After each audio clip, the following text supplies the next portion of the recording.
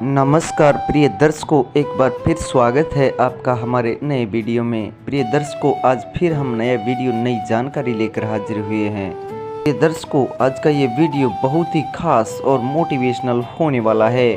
प्रिय दर्शकों, आज की कहानी बड़ी मोटिवेशनल है, बड़ी ज्ञानवर्धक है। प्रिय दर्शकों, आज की इस कहानी में हम आपको बताने जा रहे हैं कि नीच का न्याय क्या न्याय होता है।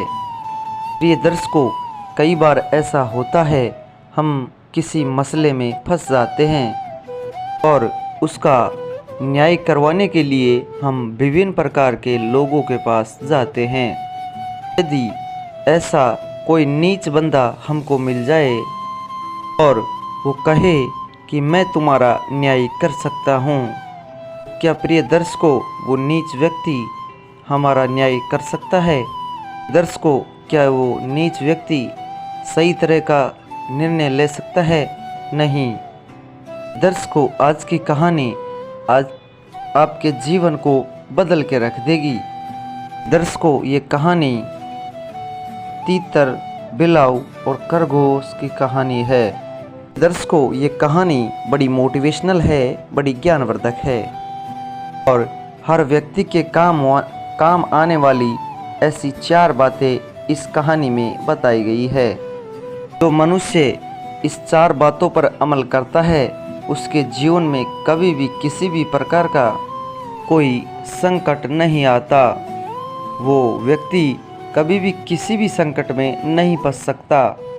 ये दर्शकों, आज की ये कहानी शुरू करने से पहले लोग हमसे नए जुड़े हैं, वो हमारे चैनल को सब्सक्राइब कर ले ताकि हमारा आने वाला हर वीडियो पहले आप लोगों तक पहुंच सके और उसका फ़ायदा आपको मिल सके।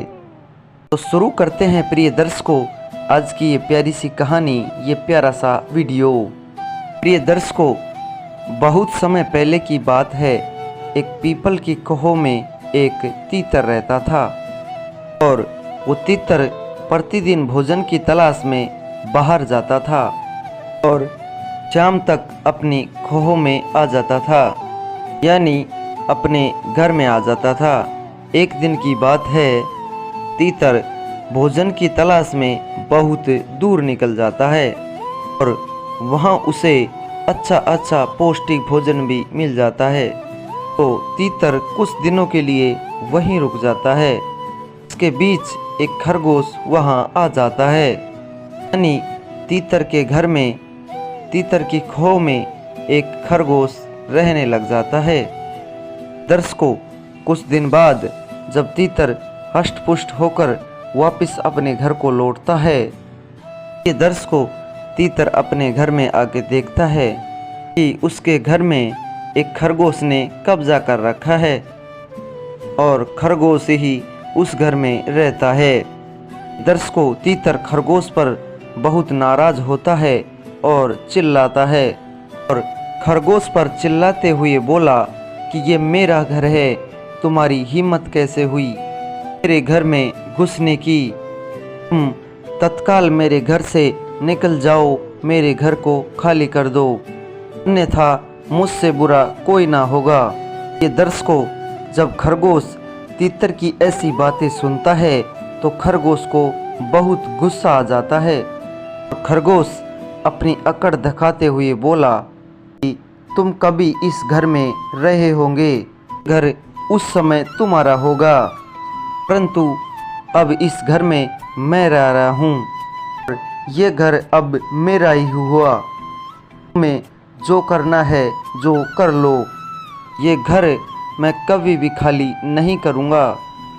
दर्शकों, इस प्रकार दोनों में तू मैं होने लग जाती है।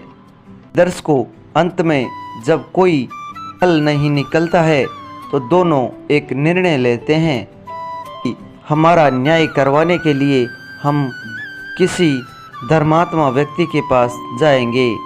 साथ हमें किसी धर्मात्मा व्यक्ति के पास चलना पड़ेगा और वही हमारा न्याय करेगा और धर्मात्मा जो भी न्याय करेगा वो हमें मानना पड़ेगा। ये दर्शकों, खरगोश और तीतर इस तरीके का निर्णय लेते हैं और किसी धर्मात्मा की खोज में इधर उधर जाते हैं। दर्शकों, पास में ही एक जंगल में एक बिलाव भोजन की तलाश में घूम रहा था। उसने खरगोश और तीतर की पूरी बातें सुन ली और मन ही मन सोचने लगा, यदि मैं इन दोनों के बीच मध्यस्थ बन गया तो दोनों के पास आने का मुझे मौका मिल जाएगा और मैं बड़ी ही आसानी से दोनों को मारकर खा सकता हूँ, इनका शिकार कर सकता हूँ। इतना विचार कर वो एक ऊंचे टीले पर जाकर बैठ जाता है और अपने हाथों में एक माला लेकर राम राम रटने लगता है। दर्शकों, खरगोश और तीतर ने जब जंगली बिलाव को भगवान का जाप करते हुए देखा, खरगोश और तीतर ने दोनों ने बिलाव को परमात्मा समझकर उसे न्याय कराने की बात सोची। ये दर्शकों, इतना सोचने के बाद खरगोश और तीतर दोनों डरते के नज़दीक जाते हैं, परंतु दोनों ने उसको परमात्मा जानकर अपनी समस्या उसके सामने रखी और न्याय के लिए कहा। दर्शकों, जंगली बिलावा तो यही चाहता था, उसने तत्काल ही हामी भर दी और वो बोला कि मैं तुम लोगों का ज़रूर न्याय करूँगा और लगता है आप दोनों मुझसे बहुत डर रहे हो। जंगली बिलावा कहता है कि लगता है आप दोनों मुझसे बहुत ज़्यादा डर रहे हो। जंगली बिलावा और कहता है कि मुझे संन्यास लिए कई साल बीत गए हैं, मैंने हिंसा का मार्ग पूरी तरीके से त्याग दिया है और अब तो मेरी उम्र भी हो गई है, अब तो मैं प्रभु की भक्ति में ही लीन रहता हूँ। जंगली बिलावा और कहने लगता है कि वृद्ध होने से अब मुझे कम भी सुनाई देने लगता है। यदि आप दोनों मेरे पास आकर यदि अपनी समस्या रखोगे तो मैं अच्छी तरह सुन पाऊंगा और सही तरीके से न्याय कर पाऊंगा। इसलिए तुम दोनों मेरे पास आकर अपनी अपनी बातें रखो।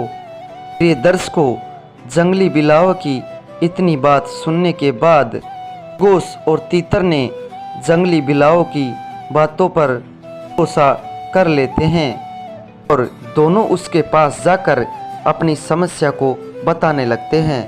ये दर्शकों, जंगली बिलाव ने मौका पाकर दोनों पर एक ही झपट्टा मारा और दोनों को मारकर खा गया।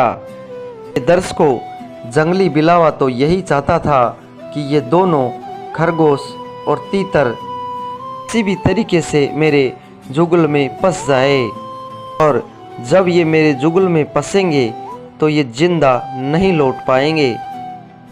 यही हुआ जब तीतर और खरगोश उस ढोंगी बिलाव के पास आए, उस जंगली बिलाव के पास आए और अपनी समस्या सुनाई, उससे पहले ही उन पर झपट्टा मार लिया। उस एक ही झपट्टे में उन दोनों का शिकार कर देता है और दोनों को मारकर बड़े प्रेम से खाता है। ये दर्शकों, तीतर, खरगोश और बिलाव की इस कहानी से ये शिक्षा मिलती है कि घटिया और नीच की बातों पर कभी विश्वास नहीं करना चाहिए और जीवन में कभी भी ऐसे लोगों से न्याय की उम्मीदें नहीं रखना चाहिए और दुष्ट पर कभी भी दया नहीं करनी चाहिए।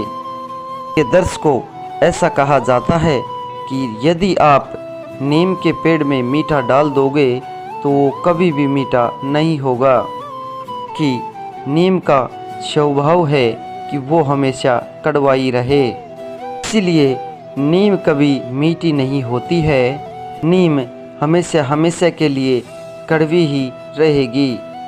दूसरी कहावत में ऐसा कहा जाता है कि यदि कुत्ते की पूंछ को आप 1 वर्ष तक पत्थर के नीचे दबा करके रखते हैं और बाद में उसको निकालते हैं तो भी वो टेढ़ी की टेढ़ी रहती है, वो कभी भी सीधी नहीं होती।